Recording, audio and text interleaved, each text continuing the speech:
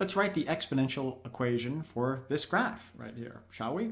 Now you already are very familiar with the form of an exponential equation or exponential function.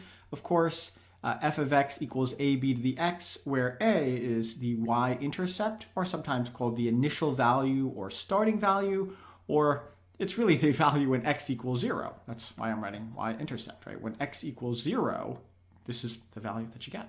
And of course, b is sometimes referred to as the common ratio.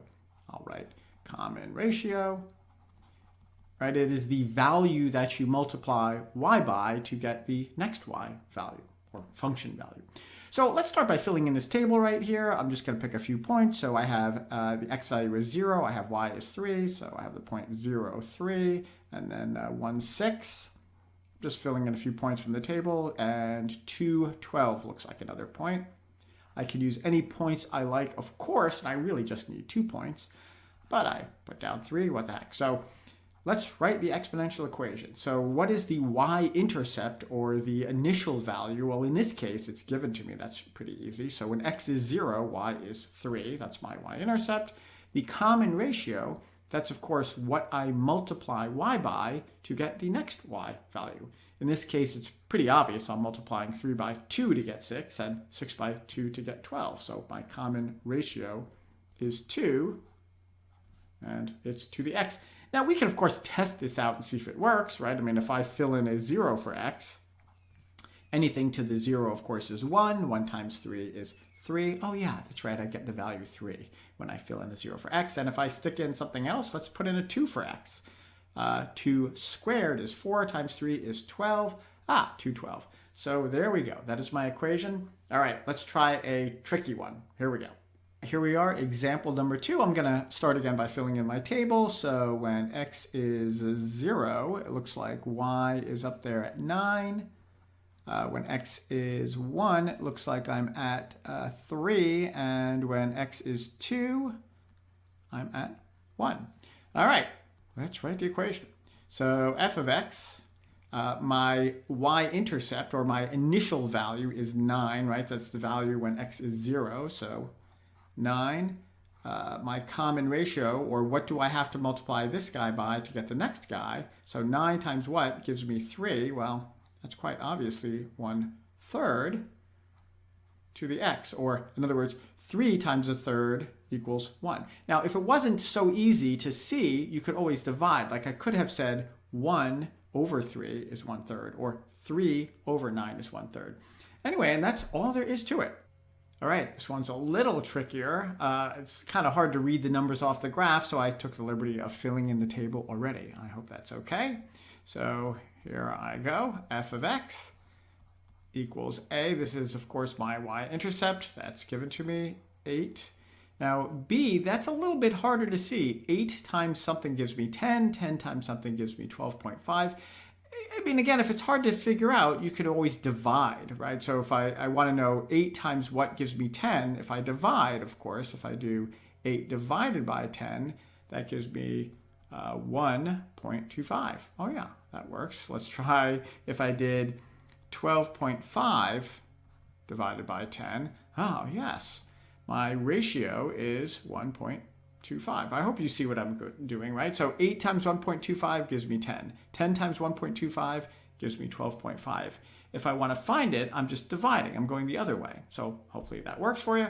So I have f of x equals 8 times 1.25. Now, one more little tricky thing here. I don't know if you noticed this or not, but my values are not increasing every time x goes up by 1. In fact, x is going up by 3. So how do I take that into account, right? Every time x goes up by 3, the y value changes or gets multiplied by 1.25. Well, that's just x over 3. And we can test this out to make sure it works. Of course, if I put in a 0 for x, anything to the 0 is 1. So this, of course, becomes 1. 8 times 1 is 8. That works.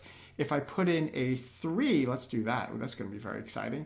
If I put in a 3 for x, this exponent becomes 1. 1.25 to the first, of course, is 1.25 times 8. Oh, yes, that gives me 10. And of course, if I put in a 6, the exponent would be 2, and we would see that that worked as well. So this is my equation right here. let's just do one last one, even trickier. Okay, last one. Ooh, this is tricky. No graph here. I just filled in a table. And let's start by filling in what I know already. I know that I have f of x. That's pretty good, right?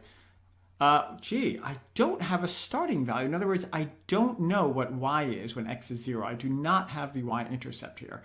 Well, let's just see if we can figure that out. So I'm just going to stick in temporarily an a. I guess we'll figure that out later. Well, let's see if we can figure out the common ratio. In other words, what do I multiply 24 by to get 4.8? That's a little hard to figure out, so I'm going to calculate it by saying 4.8 divided by 24, right? Remember, you're dividing this guy by this guy, or this guy divided by this guy. So if I put this in my calculator, I get 0.2. And actually, if I did this guy, 0.96 divided by 4.8, I better get the same thing. And in fact, I do. Oh man, it's going crazy. Okay. And I get 0.2 as well. So that tells me that B is 0.2. That is my ratio. In other words, 24 times 0.2 gives me 4.8. 4.8 times 0.2 gives me 0.96. And my values in this case are going up by 2. Remember, pay attention to the x's here. Every time x goes up by 2, my common ratio or my y value is getting multiplied by 0.2, right? X is going up by 2, and my y values are getting multiplied by 0.2 to get the next y value. So x over 2. So how am I going to calculate a? Well, that's pretty obvious. I think I could just fill in a point here, and I can just figure out what it is. Now remember, of course, f of x is really just a y value. And I have x right here, so I can fill in some xy point. I can pick any point I like, but I'm going to pick this first point. It's nice and easy, so I will fill in a 2 for my x. So this is going to be nice and easy. And f of x, or my y value, is 24. So let me just fill that in there. I have 24 equals a 0.2 to the, I'm filling a 2 for x. Okay, so I have 2 over 2, of course, is 1. 0.2 to the first power is, in fact, 0.2. I can do that right in my head. Pretty good, huh? So I have 24 equals a times 0.2. Now I shall just divide both sides by 0.2. And let's see, 24 divided by 0.2, I believe that is 120. So my value a is 120. All right, let me write the entire thing. Maybe I'll do it down here. So I have f of x equals 120 times 0.2 to the x over 2. So, I mean, the only thing that made this one a little bit trickier is I did not have the y value when x is 0. I did not have the y-intercept. So fill in what you can fill in and then just plug in a point and you can calculate a. Not too bad. All right, you got a few to try on your own, and all right, I'll get to work, I guess. All right, bye-bye.